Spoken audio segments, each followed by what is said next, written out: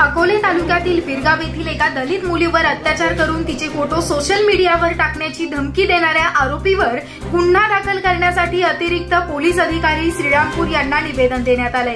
यामध्ये आरोपीनं मुलीवर करत असलेल्या अत्याचाराची संपूर्ण हकीकत पोलीस अधिकाऱ्यांना स्वतः मुलीनं सांगितली। त्यामुळे अतिरिक्त पोलीस अधीक्षक यांनी अकोले येथील पोलीस निरीक्षक यांना तपासाच्या सूचना केल्या।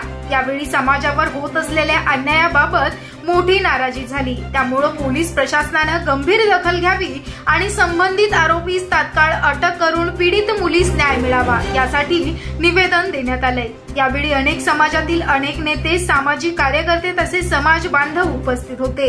त्यामध्ये सुनील उमाप, संस्थापक अध्यक्ष भारतीय दलित महासंघ विजय शेलार, जिल्हाध्यक्ष भारतीय दलित महासंघ भागचंद नवगिरे, जिल्हाध्यक्ष मातंग अस्मिता संघर्ष सेना लहू घंटागडे, तालुका अध्यक्ष लहूची शक्ती सेना आकाश आडागळे, सामाजिक कार्यकर्ते आणि अनेक नेते तसेच समाज बांधव उपस्थित होते।